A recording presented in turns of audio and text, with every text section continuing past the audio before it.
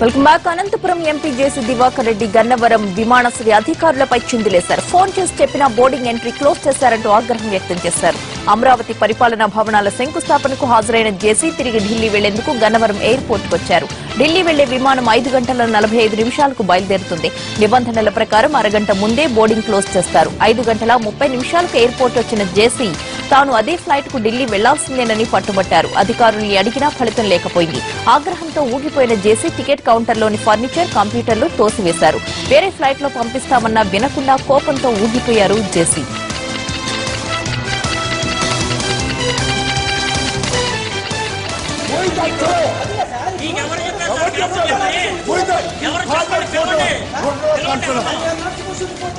అది సరే సార్, మీరు క్యాన్సిల్ చేశారని చెప్తున్నారు. అది చెప్పండి. Protocol person came here. ఎవరు చెప్పారు మీరు క్యాన్సిల్ చేయమని టికెట్?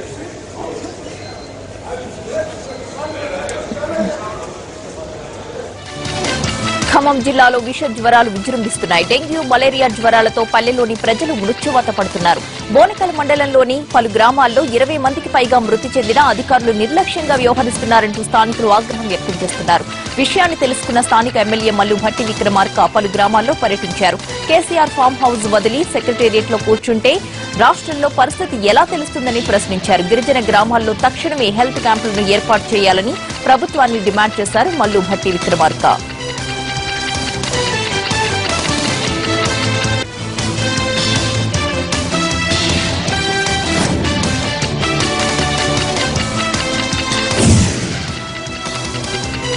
ఫిలింనగర్ కల్చరల్ క్లబ్ పునఃప్రారంభానికి హైకోర్టు అనుమతిచ్చింది. కొన్ని నెలల క్రితం నిర్మాణంలో ఉన్న పోర్టుకు కూలిపోవడంతో పలువురు కూలీలు మృతి చెందారు. దీంతో నిర్మాణాన్ని ఆపివేయాలంటూ కోర్టులో పిటిషన్ దాఖలైంది. ఆ కేసును విచారించిన కోర్టు ఫిలింనగర్ యాజమాన్య వాదనలతో ఏకీభవించింది. కల్చరల్ క్లబ్ ను ప్రారంభించాలని కోర్టు ఆదేశాలు జారీ చేసింది.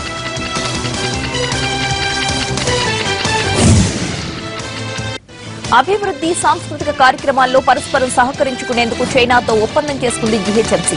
చైనా ఈస్ట్ లోని క్వియాంగ్డో ప్రావిన్స్ తో హైదరాబాద్ సిస్టర్ సిటీగా ఒప్పందం చేసుకుంది. క్వియాంగ్డో డైరెక్టర్ వాంగ్ విన్హా మేయర్ బొంతు రామ్మోహన్ తో సమావేశమై ఒప్పంద పత్రాలపై సంతకాలు చేశారు. హైదరాబాద్ మేయర్ ను చైనా సందర్శించాల్సిందిగా క్వియాంగ్డో డైరెక్టర్ ఆహ్వానించారు.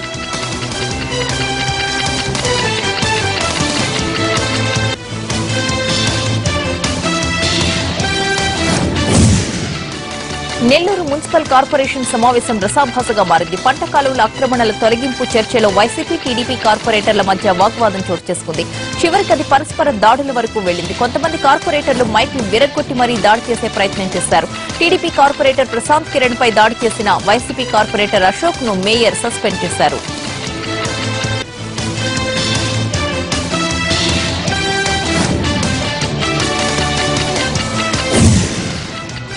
బంజారాహిల్స్ లోని కార్ల షోరూం యజమానిని ఓ యువకుడు బురిడీ కొట్టించాడు. కారు కొనేందుకని షోరూంకు వచ్చిన యువకుడు తాను వైద్యుడినంటూ పరిచయం చేసుకున్నాడు. అనంతరం కారు కొంటానంటూ పలు మోడల్స్ పరిశీలించాడు. చివరకు ఓ కారును ఎంపిక చేసుకుని టెస్ట్ డ్రైవ్ చేస్తానని కోరాడు. దీనికి అంగీకరించిన షోరూం సిబ్బంది AP20R BR 0005 నెంబర్ గల ఆడి కారునిచ్చారు. కారును డ్రైవింగ్ చేసుకుంటూ వెళ్లిన యువకుడు ఎంతసేపైనా తిరిగి రాలేదు. మోసపోయామని గ్రహించిన షోరూం యజమాని పోలీసులకు ఫిర్యాదు చేశాడు.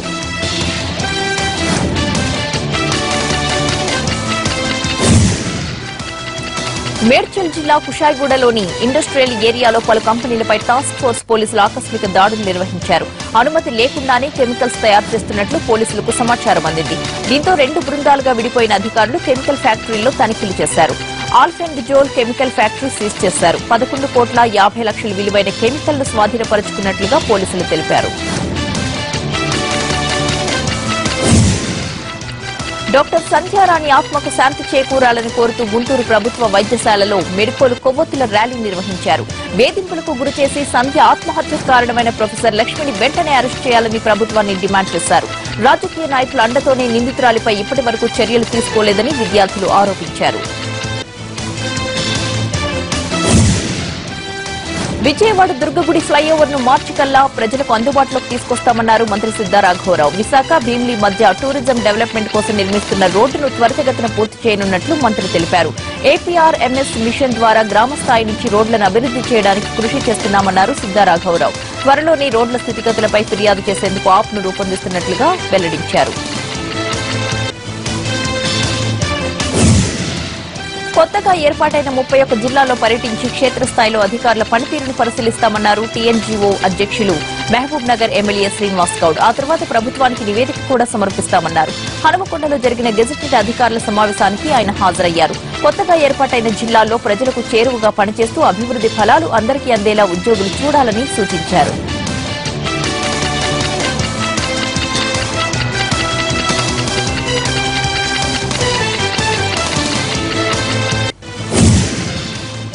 ఆదిలాబాద్ మార్కెట్ యార్డ్లో పత్తి కొనుగోళ్లను ప్రారంభించారు మంత్రి జోగు రామన్న. మద్దతు ధర క్వింటాల్కు 4,800 రూపాయలుగా నిర్ణయించినట్లుగా మంత్రి తెలిపారు. తేమను 12% వరకు పరిగణనలోకి తీసుకుని పత్తి కొనుగోళ్లను చేపడుతున్నామన్నారు. రైతులకు గిట్టుబాటు ధర లభించే విధంగా తెలంగాణ ప్రభుత్వం నిర్ణయాలు తీసుకుంటుందని అన్నారు జోగు రామన్న.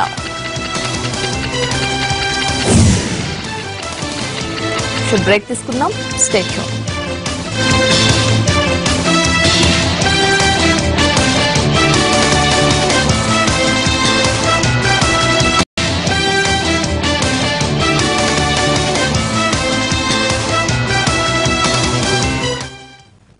Welcome back. శ్రీకాకుళం జిల్లాలోని వంశధార ప్రధాన కుడి కాలువకు గండి పడింది. ఆముదాల వలస మండలం కృష్ణాపురం సమీపంలో గండి పడడంతో దాదాపుగా 150 ఎకరాల్లో పంట నీట మునిగిపోయింది. కాలువలో చేపలు పట్టేందుకు ఎక్కడికక్కడ అడ్డుకట్లు వేయడం వల్ల నీటి ప్రవాహంతో కాలువ కోతకు గురైనట్లు ఇరిగేషన్ అధికారులు గుర్తించారు. మరోవైపు వరి పంట చేతికొచ్చే సమయంలో నీట మునిగిపోవడంతో రైతులు తీవ్రంగా ఆందోళన వ్యక్తం చేస్తున్నారు. ప్రభుత్వం నష్టపరిహారం చెల్లించాలని కోరుతున్నారు.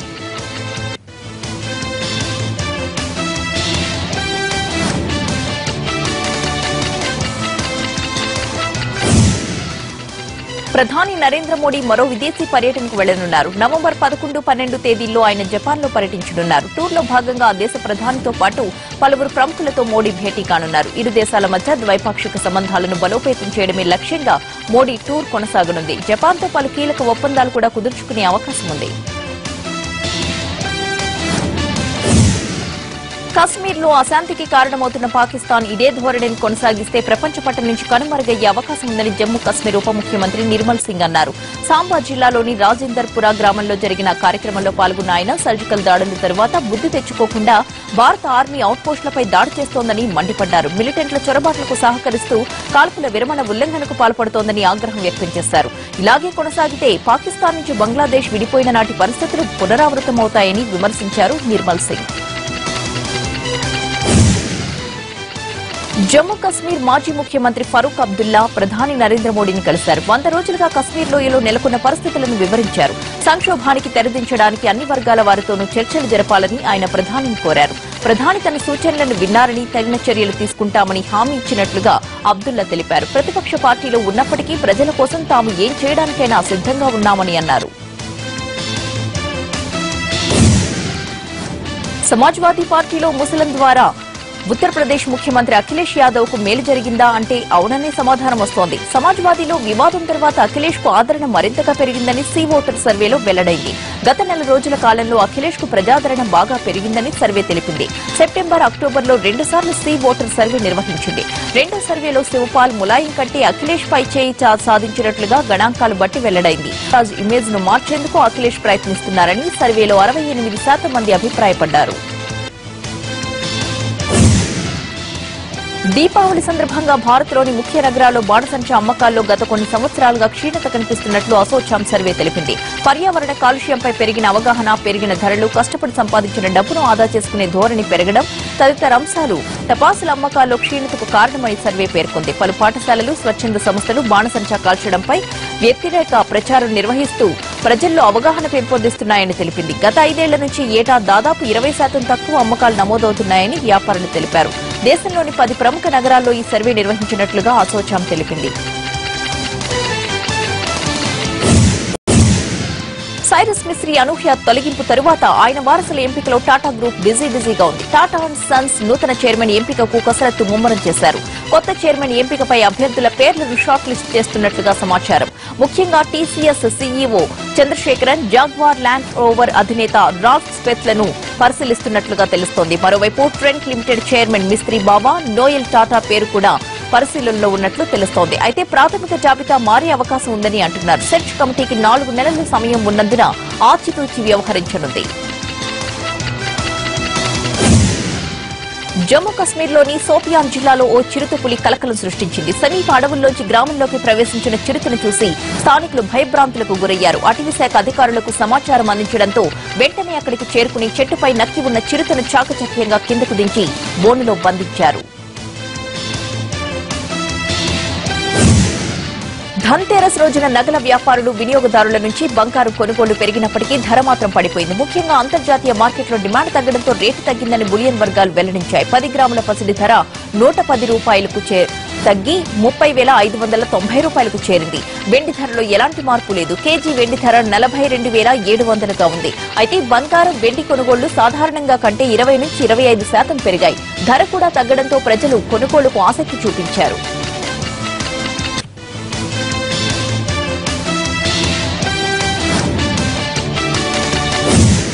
టీమిండియా క్రికెటర్లు భారత జవాన్లకు దీపావళి శుభాకాంక్షలు తెలియజేశారు. కోహ్లీ, రోహిత్, రహానెలు ఓ వీడియో పోస్టులో ఓ సందేశాన్ని కూడా వినిపించారు. మీరు దేశాన్ని రక్షిస్తున్న తీరు హర్షణీయమని కోహ్లీ అన్నాడు. తనతో పాటు యావత్ భారతదేశం జవాన్లకు అండగా ఉంటుందని కోహ్లీ ఆ వీడియోలో పేర్కొన్నాడు. మీ వల్లే మేము సంతోషంగా దీపావళి చేసుకోగలుగుతున్నామని మరో క్రికెటర్ రోహిత్ శర్మ అన్నాడు.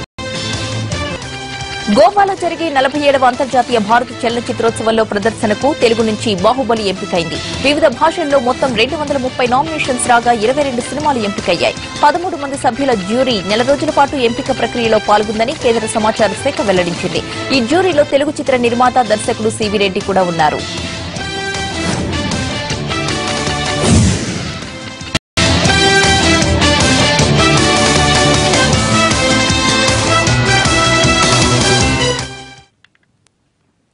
Good morning, welcome to 30/60. నేను ప్రతిభ. ముందుగా హెడ్లైన్స్.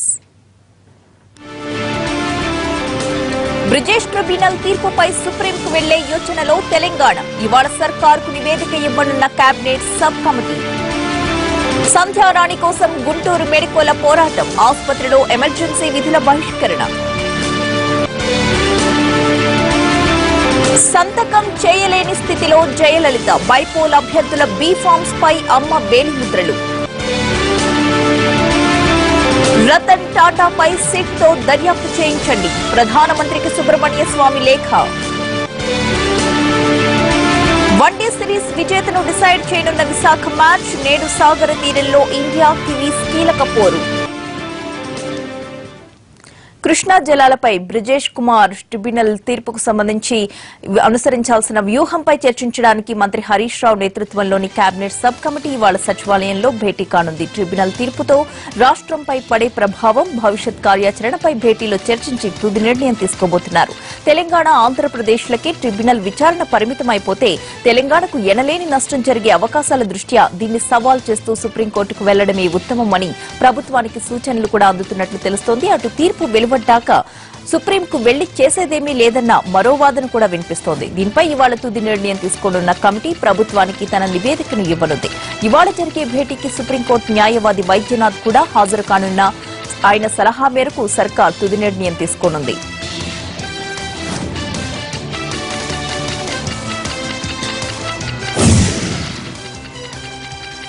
ఉత్తరాఖండ్ చమోలీలోని ఇండో టిబెటన్ సరిహద్దు పోలీస్ దళంతో కలిసి ప్రధాని మోడీ దీపావళి పండుగ చేసుకోనున్నారు. ఇందుకోసం ఆయన ఇవాళ ఉత్తరాఖండ్ వెళ్లనున్నారు. సరిహద్దుల్లో ఉన్న ఈ ప్రాంతానికి ఆయనతో పాటు జాతీయ భద్రతా సలహాదారు అజిత్ దోవల్ కూడా వెళుతున్నారు. దీపావళి సందర్భంగా సైనికులు, భద్రతా దళాలకు శుభాకాంక్షలు తెలపాలని దేశవాసులకు ప్రధాని మోడీ పిలుపునిచ్చారు.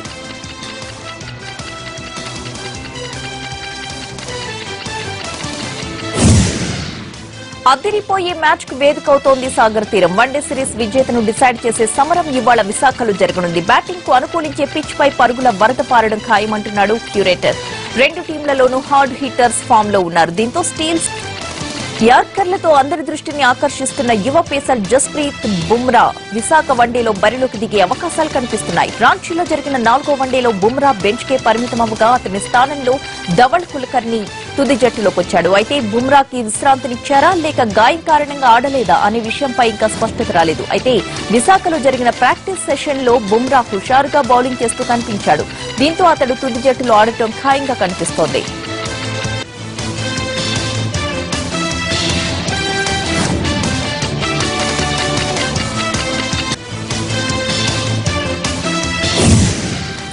సింహాద్రి అప్పన్నను భారత cricketer Rahane, coach Anil Kumble, chief selector MSK Prasad దర్శించుకున్నారు. నిన్న ప్రాక్టీస్ సెషన్ ముగిసిన తరువాత వీరంతా సింహాచలం వచ్చారు. దర్శనం అనంతరం ఆలయ ఈవో ప్రసాదం చిత్రపటాన్ని అందజేశారు. క్రికెటర్లు వచ్చారన్న వార్త తెలుసుకున్న అభిమానులు క్రికెటర్లను చూసేందుకు పోటీ పడ్డారు.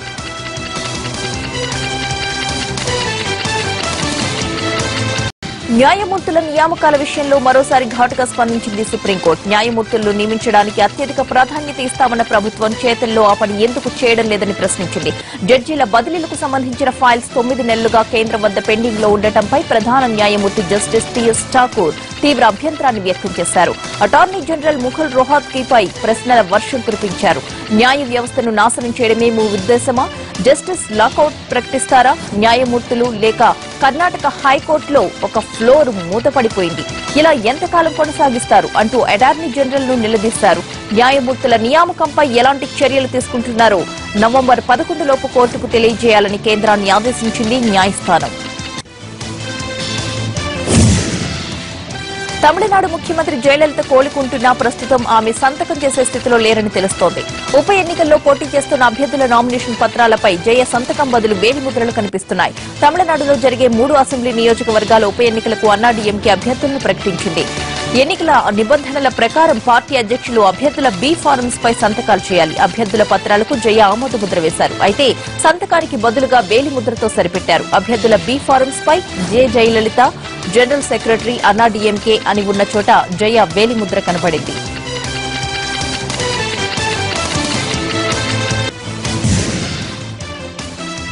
త్వరలోనే శాసనసభ ఎన్నికలు జరగనున్న పంజాబ్ లో ఆమ్ ఆద్మీ పార్టీ ఘన విజయాన్ని సాధిస్తుందని బీడీపీ అసోసియేట్స్ సర్వేలో తేలింది. పంజాబ్ లో 117 స్థానాలు ఉండగా అందులో 97 స్థానాలు ఏకపక్షంగా ఆప్ దక్కించుకుంటుందని సర్వేలో వెల్లడైంది. అధికార శిరోమణి అకాలీదళ్ బీజేపీ కూటమి అతి దారుణంగా 6 స్థానాలకు పడిపోతుందని తెలిపింది. ఇతరులు స్వతంత్రులకు 3 స్థానాలు దక్కుతాయని పేర్కొంది. సర్వే ప్రకారం కాంగ్రెస్ 15 స్థానాలతో 2వ అతిపెద్ద పార్టీగా నిలవనుంది.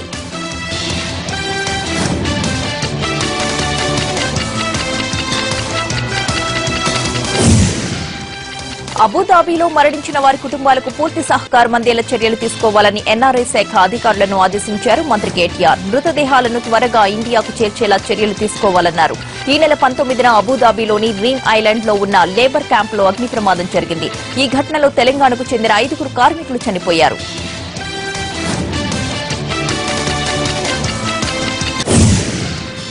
తెలంగాణలోని 1500 పాఠశాలల్లో నవంబర్ 14 నుంచి డిజిటల్ తరగతులు ప్రారంభిస్తామన్నారు డిప్యూటీ సీఎం కడియం శ్రీహరి.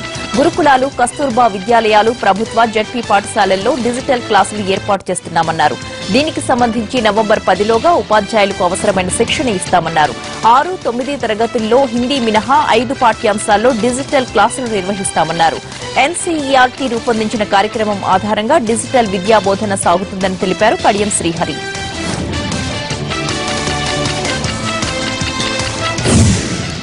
తెలుగు రాష్ట్రాల్లో పనిచేస్తున్న హోంగార్డుల సమస్యలను వెంటనే పరిష్కరించాలని డిమాండ్ చేశారు BJP floor leader Kishan Reddy. హోంగార్డుల ఉద్యమాన్ని అణిచివేయడంపై దృష్టి పెట్టకుండా వారి సమస్యలను అర్థం చేసుకోవాలని ప్రభుత్వాలను కోరారు. సరైన జీతాలు లేక హోంగార్డులు ఎన్నో ఇబ్బందులు పడుతున్నారని ఆయన ఆవేదన వ్యక్తం చేశారు. హోంగార్డుల సమస్యలను ఇప్పటికే గవర్నర్తో పాటు 2 రాష్ట్రాల ముఖ్యమంత్రుల దృష్టికి తీసుకువెళ్లినా ఫలితం లేకపోయిందని ఆవేదన వ్యక్తం చేశారు. వారంలో హోంగార్డుల డిమాండ్లు నెరవేర్చకపోతే ఉద్యమాన్ని ఉధృతం చేస్తామన్నారు కిషన్ రెడ్డి.